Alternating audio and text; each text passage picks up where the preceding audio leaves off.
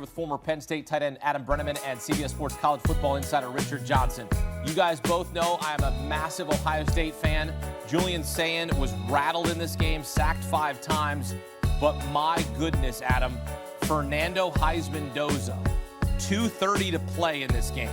3rd and 6 to Charlie Becker. You want to talk about a big-time play? That was the Heisman moment right there for Fernando Mendoza. Yeah, for Mendoza, it wasn't just a Heisman moment. It's a program-defining moment. Yep. Think about how big this is for Indiana. Year 2 for Kirk Cignetti. It's really remarkable. One of the best coaching jobs we have seen in the history of college football. And Cignetti has gotten Fernando Mendoza to play as well as any quarterback in college football. I mean, Mendoza clinched the Heisman Trophy with this performance, and it wasn't lights out at all times, but it was clutch when it had to be. And that throw that you mentioned there on the final drive to seal the game against the best defense in the country. This was an Ohio State defense with 4 first-round draft picks that had great defensive line, pass rushers, and Mendoza was calm all game. Right after the game, Fernando Mendoza on the field, I think, explained what it is about this program that makes it so special under Kirk Cignetti. It's not sexy, it's not flashy, it's efficient, it's competent, it's well coached, and it wins. At the end of the day, they are physical and they move people up front. They've moved Oregon a month and a half ago, and they moved Ohio State tonight. Indiana is just so impressive under Kirk Cignetti, what they have built. There's no smoke and mirrors here. There's no razzle-dazzle. It's just meat and potatoes, blue-collar football, and it just won the Big Ten. Are you okay, Vicky? Are you feeling okay after that, No, after that loss? I'm not. I mean, and look, check in on you. I said this all week long. Ohio State hadn't seen a quarterback like this all season long. This is a different quarterback. And you saw, like, first play of the game, right? They knocked him out for a play. They knocked Fernando Mendoza out of the game for one play. He comes back. And then, look, he wasn't lights out in the first half. It was the second half where it was the difference for Fernando Mendoza. That was the difference in the second half, was what he did on the field. Yeah, I mean, Mendoza made plays when they had to be made in the second half. But to me, it was really the other side of the ball for Indiana that was the most impressive. Oh, I mean, you talk about holding Ohio State to 58 yards rushing. Ohio State had 4 trips to the red zone, only had 1 touchdown. They were in Julian Sayin's face all day. That allowed Fernando Mendoza to not have to do too much, just kind of control the game, not have to push the ball down the field too much. And all the talk will be about Mendoza, rightfully so, but that Indiana defense is elite. Well, Mendoza, both quarterbacks were under duress, but Mendoza was under duress a lot in this game. He was running backwards in the pocket at some point in time in this game. Ohio State swarming, pass rush obviously was getting after him and affecting him. But Indiana up front, I mean, you just cannot say enough. Ohio State, I thought, really struggled to block Indiana with the different movement patterns that they have up front with those defensive linemen. It's hard to get a hat on a hat and keep a hat on a hat for an entire play. And they were getting after Julian Sayin, speeding him up a little bit and just being better at the point of attack. All right, so Ohio State late in the third quarter, 4th and 1. We think Julian Sayin picks up the first down. Thought he got a couple of yards. They review it. He was short, turnover on downs. Could have kicked a field goal there, tied the game.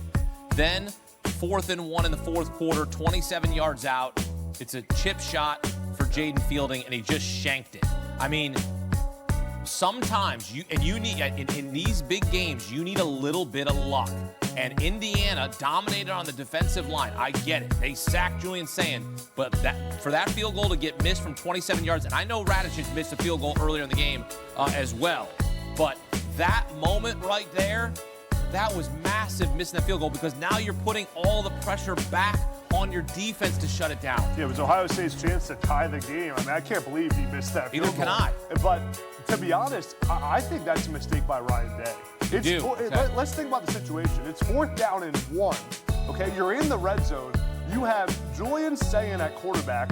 You have a run game that has been good all season, been struggling in this game. You also have the best receivers in the country outside, and you get a chance there to go try to win the game against Indiana in the conference championship game. I think deciding to kick the field goal on 4th and 1 is a weak call. I think analytics probably tell you to go for it there and try to win the game, try to go up by a touchdown right there, especially with the playmakers that you have. I think Ryan Day mismanaged that, put his team in a bad position. Do you think, though, he had like a little bit of PTSD there because they went right? Because of the previous one, right? We went for it on 4th and 1. We got stopped, so let's kick the field goal because we need 3 to potentially send this to overtime. Yeah, but then, and I guess maybe that, if we miss, they got 90 yards to drive or what have you. They also had timeouts. The timeouts in the pocket, too. It was an interesting call, for sure. So you think it was mismanaged there? You would have went for it on 4th and 1. For sure. And really, all those coaches listen to the analytics. Usually, anytime it's 4th down and 1, the analytics almost always tell you to go for it. Right. Especially, the point is not to tie the game. The point is to win the football game. And you're Ohio State, 1 yard in the red zone, and you got a new set of downs to go take the lead in the Big Ten championship game. I just don't know why you're playing for a tie right there. And last week, you proved your physicality. Last week, you proved your mettle against Michigan. You proved that you can do that, and you can ice a game and finish a game on the ground like that. All right. I got to be a pro here, and I'm going to be a pro. And here's why. Because Curt Cignetti, in 2 seasons, has won a Big Ten championship. Their first Big Ten championship in school history. They've won 3 Big Ten titles, but this is their first Big Ten championship. He's lost 2 games. He's 24-2.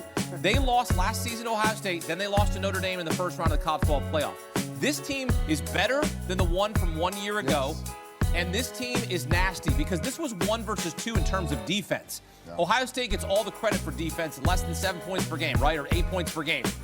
This defense for IU is nasty. And consider that Omar Cooper Jr. was banged up in this game. Their defense from both defensive line and their secondary, I mean, they hassled. They were harassing Jeremiah Carnell Tate. Like, it was a defense they hadn't seen all season. Well, and the other thing is last year in this game, when these 2 teams played last year at the Horseshoe, you found out how far away Indiana was as a program for the true upper echelon in the Big Ten and the college football overall. In this game, you realize that Indiana is the upper echelon of college football. It's incredible what they've been able to build and what they've been able to put in. And consider it last year, Caleb Downs returns that punt and special teams helped Ohio State and pushed them to the victory. Tonight, they lose the game on special teams with the missed field goal. I almost called it an extra point because it was so close. That's what it looked like, right? That's what it felt like. Look, credit to Curt Cignetti. I mean, the culture that he's built, the guys that he's went and got, Fernando Mendoza, the transfer from Cal, I mean, had his Heisman moment. You heard him post-game, how, of course, what a moment this was, finding Charlie Becker. Now you look at Indiana in a different light when they take down the #1 team in the nation, the defending national champs. Indiana can win a national championship. It wasn't a question even coming into this game. They're that good. They have shrunk the disparity, Richard, as you said. This is a team that could just absolutely take the wind out of your sails because that's what they did against Ohio State. Think about how crazy of a comment that would have been 2 years ago. Right. Indiana can win a national championship. The #1 thing Curt Cignetti has done is he's given that entire community and now his players confidence at all times. Those guys play confident. The way Fernando Mendoza plays. How about the receiver, Charlie Becker? I mean, had 130 yards in this game receiving. The defensive line and how they fly around. Curt Cignetti has given that program belief, confidence, completely changed the trajectory of Indiana football forever. It is absolutely remarkable, Richard. Right, the second losing the second most losses in FBS history behind only Northwestern or Big Ten history. Right, like to talk about where they've come from to now where they're at. I mean, this is incredible turnaround from Curt Cignetti. And we saw it James Madison, and we saw what he does. It's also a product of the era that we're in as well, right? 10 years ago, I don't know if you pull this off. Now you are playing to the strengths of the system and you're using it to maximum capability, and this is what it looks like in Bloomington. Yeah, I think the biggest thing here is there are a lot of programs that have one-season flips, right? There are a lot of programs that, you have a nice one season and then you go back to where you classically were in the history of the sport. Not Indiana. They have gotten better, as you stated, from last season when they were pretty doggone good enough to make the college football playoff last season. It's incredible for them to level up from last season.